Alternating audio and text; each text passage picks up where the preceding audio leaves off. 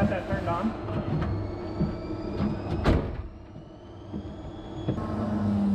We're gonna do some donies.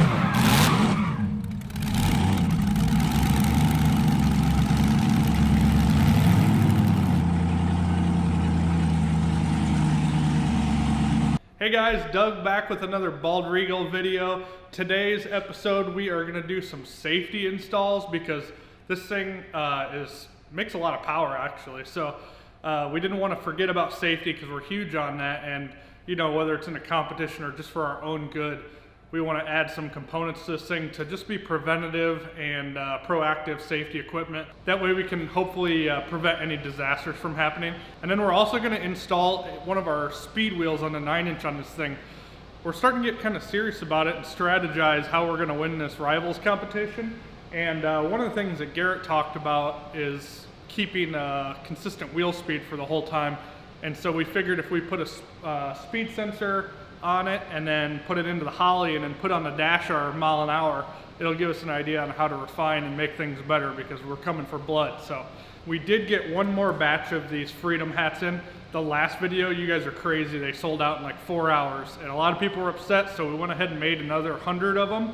So jump on the website and grab yours. Anyways, let's jump right into the video.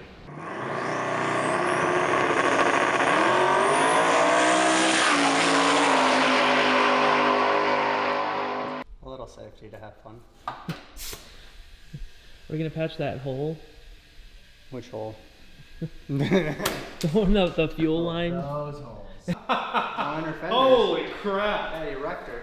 Oh, no, I drove out that back where there's a big pothole. Right. Yeah, where you can't even avoid it. Through the shit. Oh my god. Wow. Well, at least the mud truck zoomies got into their natural habitat. Yeah.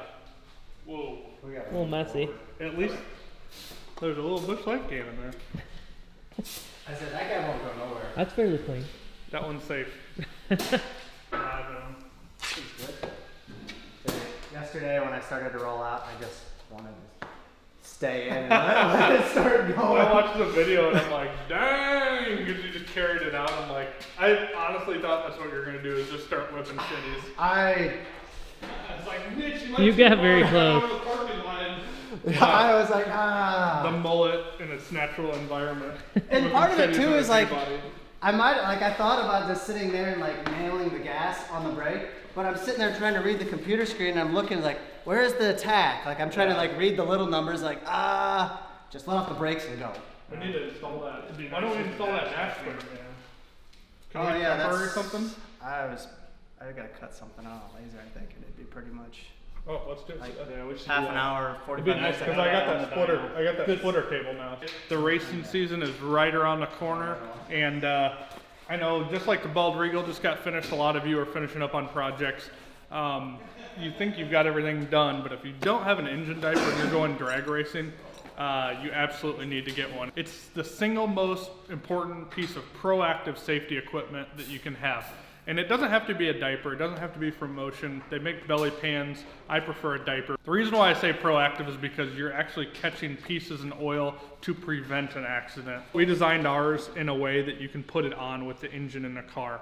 I don't know too many cars that you can't actually fit this around. Now we're not going to be drag racing this thing. I honestly just don't think it's, at least at this point in its life, it's ready to go drag racing. But number one, I want to torture test the diaper. We know it'll withstand it, but I think it'll make a cool video. And number two, this thing is a stock block engine that we're leaning on and we're just doing stupid stuff to. Just like a lot of people run stock block engines, we all love them, they're cheap. But when they let go, they're usually pretty catastrophic. So we figured we would save the Cletus and car events from being down for 2 hours because we dropped rods all over the track. And just catch it all in here. That way we can just push this pile of crap off the track after it blows up and move on with our day. Kind of just looking over everything to make sure after a few little burnouts, things are still staying where they need to be. Nothing's chafing too bad. Nothing looks broken or completely out of place. I think we should definitely put a little more air in that guy. Oh yeah, that's real low. Should a little soft. I mean, I don't know what it gets like when you put all the weight on it. That was never tightened. Neither side. It was literally just sitting there. I wish somebody would have tightened one bolt in this whole car. One damn I thing. stole that from Lucas. The center was all tight, but yeah, the sides were just sitting there. This is a good time to talk about the Motion Raceworks safety checklist. The safety checklist. Okay, all joking aside, this is every project ever built on the face of the earth, especially if you're building from the ground up. And you should do this between race days, but we made this safety checklist for this exact reason, because when you get done with a project, you always forget to tighten bolts because you're like, I'll come back to this, and you never do. So this thing's on our website. We literally make $0 on this. They're like 10 bucks, and they're magnetic. They'll stick to your shop fridge or stick to your hoist, whatever. And then they're also dry erase. But if we would have went through this, practice what you preach, none of this stuff would have been loose. Thank God we weren't racing it or anything. Oh, I think the problem with this thing is we actually don't plan on racing it, so it's not as concerning about getting hurt and safety. But there are things that you can still get hurt on. But anyways, Like safety donuts. checklist. I'll put it in the description below. So right here we have a Stroud transmission blanket. These are available on our website. We're going to go ahead and put this on our Power Glide and the rEagle. The Power Glide is a stock case glide, so for driver safety, since we're sitting right next to the transmission, thought this would be a good idea. Glides and 400s and all automatic transmissions are known to just shred, shoot pieces everywhere. There's pictures all, actually, hopefully we have some, I can just drop them in this video, but there's just, I mean, the pieces will go through a door, a trainee tunnel, especially on a rusty bucket like this. There's not much good steel there to. So right now I'm just trying to thread this thing up and over the transmission. Depending on your car and your transmission style, all those kind of factors, this can be a easier job or a harder job. But the biggest thing to remember, the biggest thing you want to do is make sure you're encompassing the whole main body of the transmission. When I say main body, that primarily means the housing, but not so much the bell housing itself. The bell housing itself should have, if you're racing, you should definitely look at like an aluminum SFI certified bell housing or something to that effect, or you can buy shields for the flex plates and stuff like that. Yeah. So what I want to do first here is they have these forward facing straps which basically keep the blanket to the front of the transmission or wherever you want it located, but most transmissions kind of have a taper, so if you don't have these straps on this thing's going to have a tendency to want to slide back. So I'm going to tighten those, put those on and tighten those up first, and then I can go ahead and strap the rest of the transmission in. Heck yeah. It'll start to build up nicely. So that whole grate. Should I like cheat her out just a hair? So you can see a little bit of like the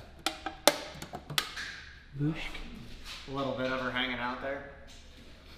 I installed the retainer or the clips for these forward to backward straps, and so I'm just threading this through. It cinches just like a normal helmet would.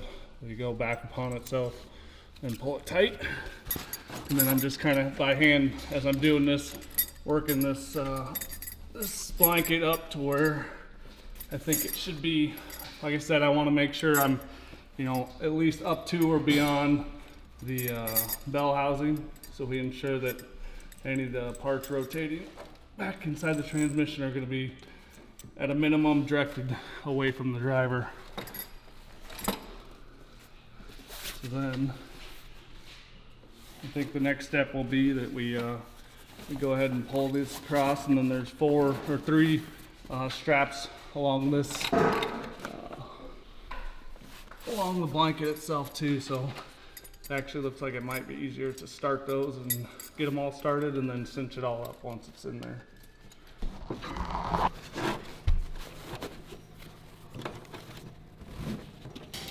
So just like your helmets or any seat belts or anything like that, you want to get these as tight as you can. Obviously, they're loose, then you have a chance of stuff coming out on either end or in general causing issues. So what I'm doing with this one is just basically zip tying it to itself, just to keep them out of their own way and off the track and from getting wrecked and scraping on the ground. If they get all frayed on the end, then they're going to be hard to feed into the brackets. So.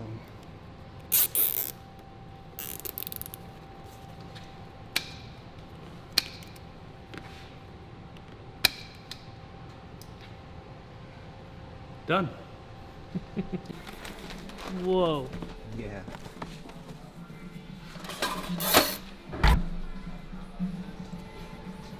How we doing today? Good. Busy, busy, busy. Busy as yesterday, or? It's just steady busy. Everybody's got all this extra time to build. Extra time in that stimulus check. You got that right. Oh, hey there.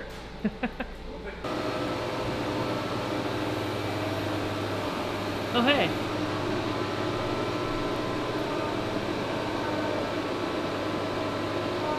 You're not making the sound effect, I can't. What? Is that it? Yeah, I think so. I couldn't remember what the sound effect was.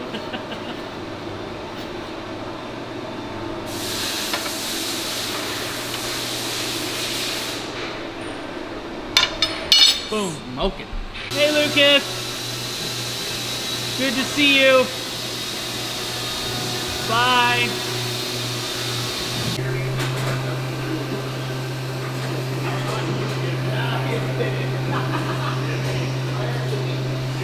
You want to try it?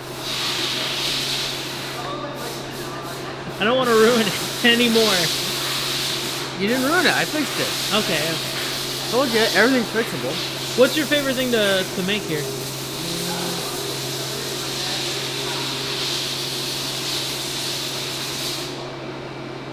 I don't know. Ice tanks for fun. Which one? Ice tank? Yeah. See all that aluminum. Yeah. Make it look real nice. Real nice. Real nice.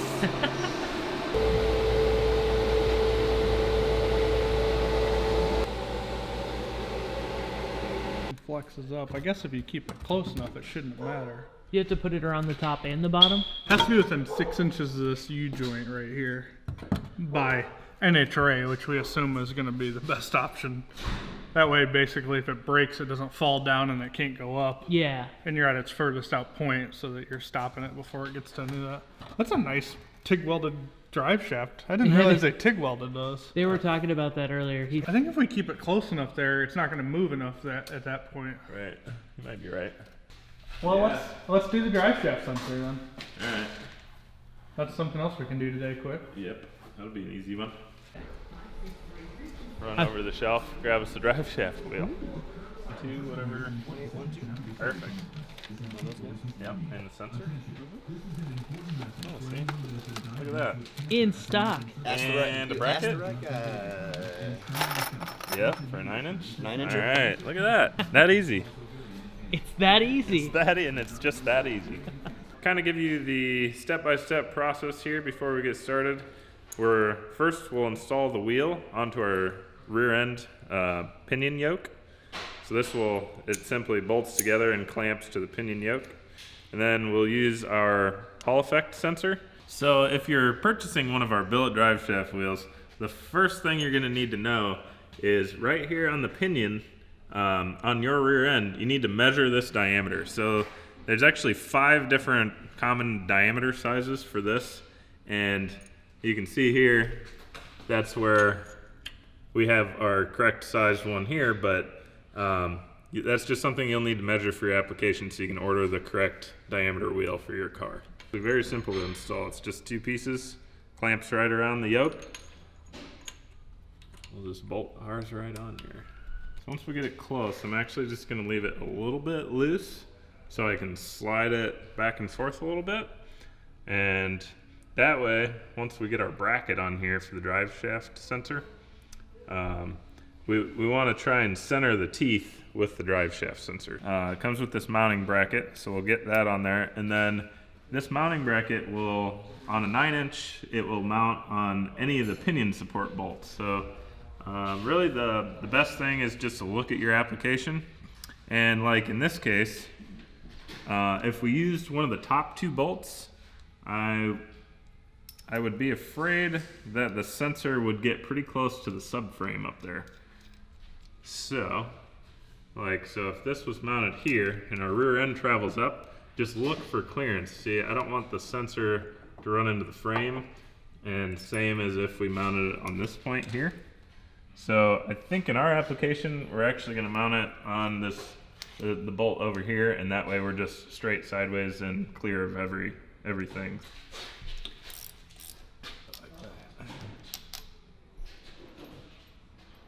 There's a couple important things to note when installing your drive shaft sensor. The sensor itself, you want the sensor to be perpendicular to the drive shaft wheel. So you want to kind of square up before you tighten your bracket, you want to make sure the sensor is square to the actual teeth. The other important thing to remember is that you actually have to set this air gap here.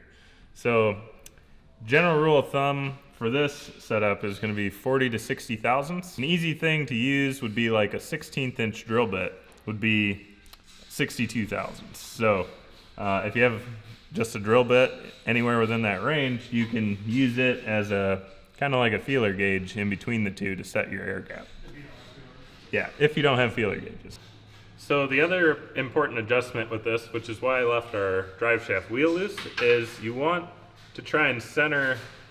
Once your bracket's on there and you see where the sensor ends up, you want to try to center the teeth with the sensor as well before you tighten it. So we'll get it roughly, we'll just kind of eyeball that is the best way to do it. So once that's centered up, then we're good to go ahead and tighten our actual drive shaft wheel in place.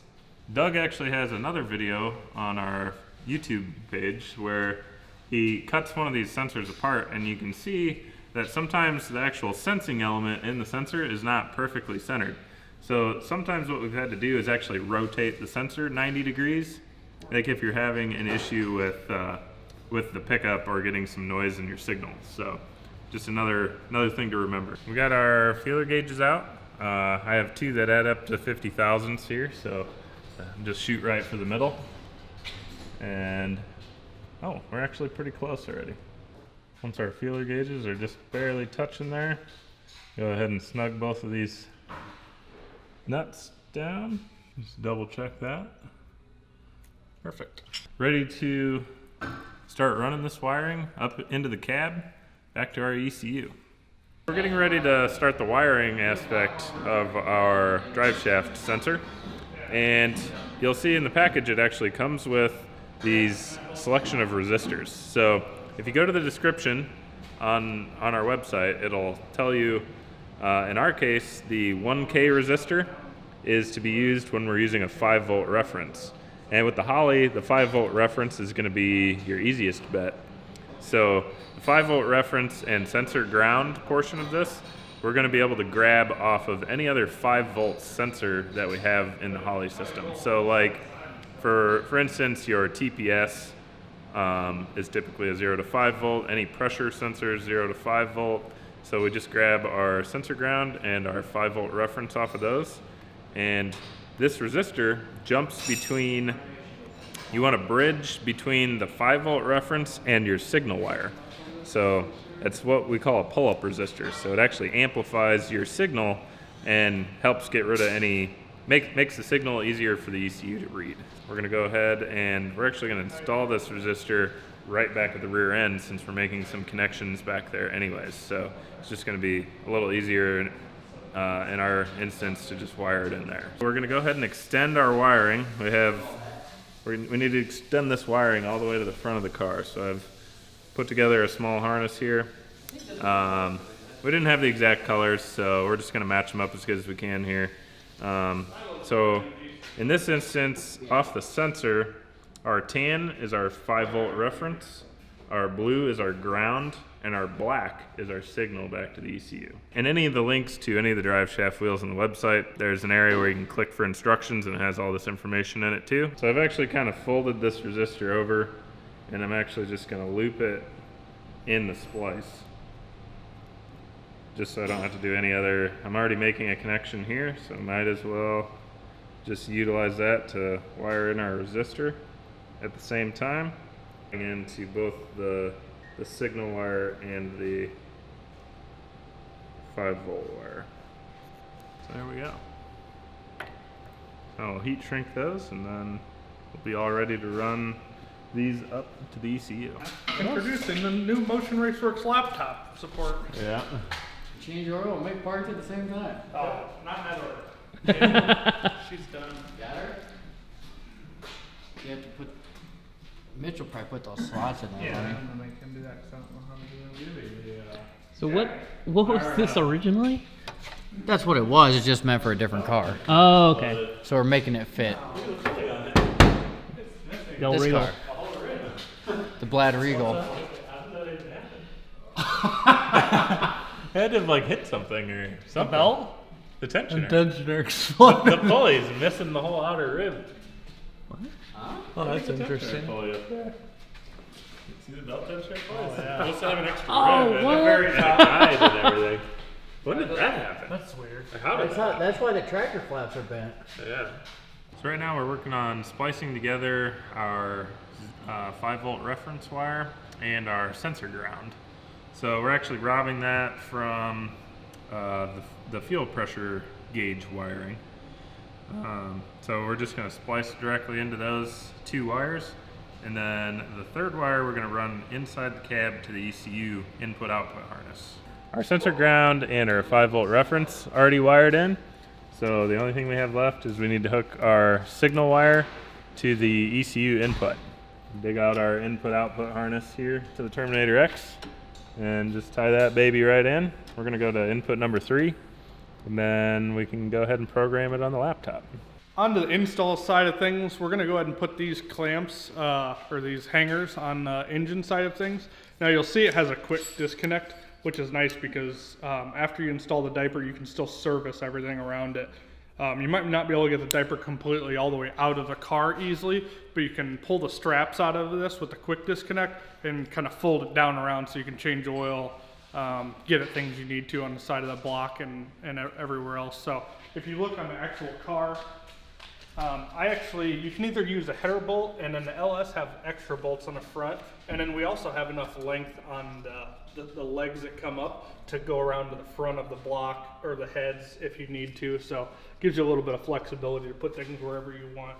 You can actually see on this other side here that we have, we're just right off of the header bolts themselves. So like I said before, with this being Kevlar, it can actually withstand the heat of being bolted directly to a header flange, whereas nylon likely would melt in that location. So we'll go ahead and raise the car up, and I'll show you how easy it is to kind of put the diaper on the car, and we'll get it finished up. Sometimes it's a little tough getting it between a crossmember and oil pan, depending on what oil pan crossmember package you have. But I mean, you're really only trying to get something that's about as thick as a t-shirt through there, so it should fit just through anything. Just might take a few minutes. There we go. There we go. Perfect. The only thing we didn't do is put the absorbable in it. Oh, we can fish that in. So the biggest point of concern on an LS engine, because they're actually shaped different than a small block or big block, whatever. If you look at the stock oil pans, they come real close to the flex plate in the back. So by design, any diaper is gonna be very tight back there. So we put these lateral straps on it so that you can keep folds from getting into the flex plate. So this is, you know, you might spend an extra 5 or 10 minutes on this to get all those folds and stuff out. And if it's real smooth, it's gonna be fine. If you let it get real loose or have a bunch of bunching back there, it's gonna probably get into it. I'll note that the Moroso pans and any of those sheet metal pans actually do away with that.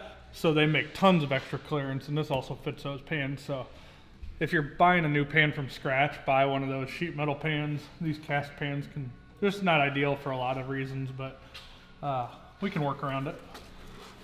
So obviously when you feed it up in there, you want to make sure those straps are, and everything's just as smooth as possible. Oh, Jimmy. Yeah. Well, solid. You good? You like it? Yep. Welder solid, he says. Send it. Jimmy. Ship it. I got 3 bottles of 10W40 and 2 or 3 bottles of 1030, so it should be 10W35. 10W3. Is that how that works? I don't know if they're we don't have. We didn't have a complete oil change of anything, so it's getting several of each. Should work. You can throw a 20W50 in there and It's all Brad Pitt, Really so throw a we wrench still in all things. green. really throw a wrench in These thing. well-built GM race motors, oil's oil. It works. Put some power steering oil in there. Probably would have been fine without. No, Transmission oil. Bush light. Sorry. Great lubricant. I say, I look right across the top of the wheel here, so anyone taller. Yeah, it's fine. We're not gonna have a steering wheel on all the dyno. We're just thinking for production use. For production burnout use, Yeah. I can totally tell it's not centered. Oh, it's off to one side. Off this way. Oh, did you drill a hole centered? You can put Helen on the dyno. Not centered, but I tried to take into account for that, and A little bit, not enough. didn't get it. Helen all-wheel drive. That's alright. I installed a dash mount. Start drilling holes. What time is it? Should we change the belt or just do it with this? I don't know. I guess we could change it, but I bet that one will probably be alright. What about this guy? Oh, that guy? I won't leave it. We're not gonna worry about that guy. Don't worry about that guy. We took the back of this pulley off for weight saving, so it'll rev up fast. Oh, just go, you know, quicker. Think with your head, Jimmy. It's all about faster revving. Can't explode a pulley that's already exploded. That's also a true statement. See, we had to add a little bit of weight with this mud. Yeah, it was a little too light in the front end. It wanted to do wheelies, so we put some mud in the front end. I've heard that.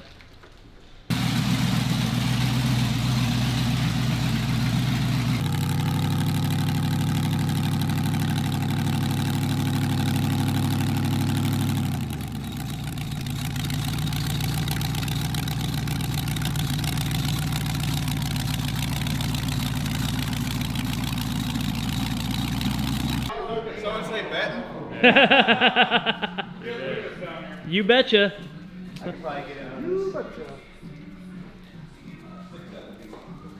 Oh, that's We gotta wait till you everybody's can't say here. numbers yet. I got a number. We gotta draw for numbers. I wouldn't even know what to guess for numbers. We're talking the highest number that shows on the thing, right? I don't know yet. No. We gotta say before. Period, the highest number that shows up. What if it's fake, though? Doesn't matter.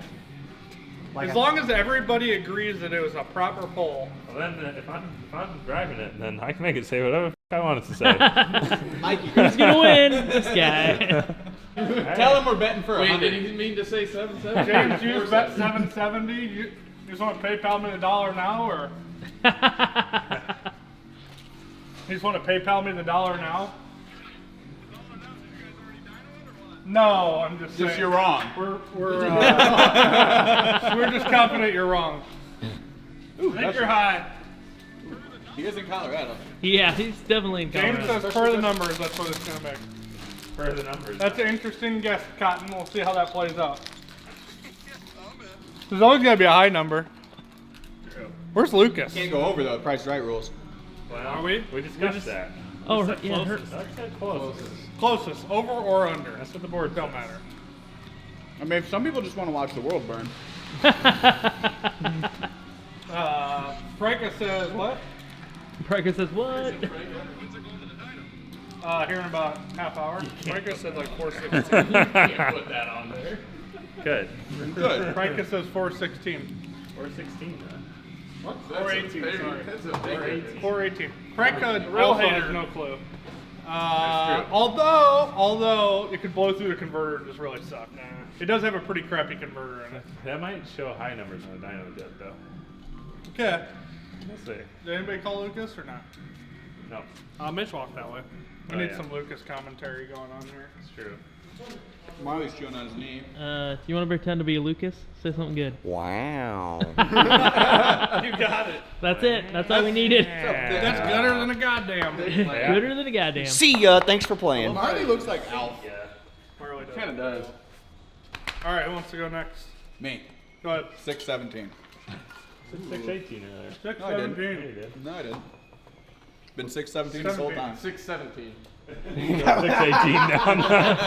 Andy Muscle at 619 or 616. What? 633. Everybody box. John wasn't even on the list. Dang it, that's what I was gonna. We need to box Brock. Someone do That phone's gonna fall. 16 and a half, and I'll do I'm gonna 617 call and a half. 540. Look at the under over on him. I mean, I'm still going to win, but it's like 617 on the nose. 585. Oh shit. You just popped up out of nowhere. No, Mitch came to get me. Well, I knew that, but you just popped up. So And he I'm started like, complaining about he's got to work the "I gotta hardest out of work, everyone. my job. Without him, this company wouldn't survive. You actually wouldn't. 562 for Doug. Oh, God. Interesting. 622, Lucas. Dang. If it doesn't make that, I'm pissed. Baby squirrel. 650. If it makes that, I'll be excited. 50. 50. You said 5-0? 650. Jesus Christ, you got Going. a lot of faith. I was going to say 615. Why did you take the Lord's name in vain? 620? That's a terrible. Why? I don't know. That's what I was sticking with before I even came here. I didn't know either. That's why I said 650. Yeah, Somebody Lucas is message screwed Eric now. and see what he wants. We're gonna have somebody else. I'll do it. Oh, Put that thing to You the would. I'm just We're gonna saying. have one follow-up pass just to If make it sure does Tyler. scatter a piston, it's going to just go straight up. If it comes out of the exhaust. I went, yeah, you it's still know, real. I went Cool. That would 650 be because neat. James went so high, and he runs a dyno all the time. So yeah, you He's he's field tuning got a racing hub all the dyno, It would time. be 770 on a Oh. hub dyno. Can I change my number? No. Come on. It's already on the. Well, we need is both. Huh? Everybody in? We need Eric. James out there and We got got our fucking. It's $10. I don't Oh have my! Yes, you do, have a Brian. What's the smallest bill that Brian Watch has? Brian pull out Hey, a stack hey of Lucas, $1,000 bills. baller, butter, I only have- I don't have. I can't even say everyone's that. Can I got borrow it. a dollar? No, I'm just kidding. I got it. I got Fuck boy. you guys, I'm I got out of here. Brian's dollar. Do you actually need me to? No, I'm just kidding. Mitch, watch out! Mitch might try to burn this pile. Anybody got a dollar? Yeah. Why? I only have 220s. He ain't burning that. He's picking up a y'all raise. $20 in change Oh, I here. burn money. Oh, Daryl's got the most. I only got 20. According to my dad, that's all I should carry. You can't eat money. All right, I think we're done. That's it, huh? Did Brian put a number in? Yeah, 586. He's snuck in. Yeah. Brian's been You went crunching right numbers over since me. he Yeah. already dynoed. Hey, bro. Brian's Lucas, looked up since you're 75 closest, What's can you right? work that out? 586. Yeah, that's going home with Lucas. Daryl, get that out. He should have All just right, changed it. I'll let you know, James. I was gonna change, You'll probably hear it. I was gonna change mine to 700, but No, Oh, it's already no. 700. what? Because you get over 585. Well, there's a big gap there. Oh, here's Tyler. It's Well, too James bad. Once said- it's on the board, it's done. I know. Thanks for tuning in, guys. That's it for today's episode. definitely drop your guesses. What do you guys think it's going to make on a dyno? Like I said, we're going to drop that video, the dyno video, on Sunday. Here's what we got. I'll be interested to see what you guys come up with. We'll see you next time, and make sure to hit that subscribe and like button. Thanks for tuning in.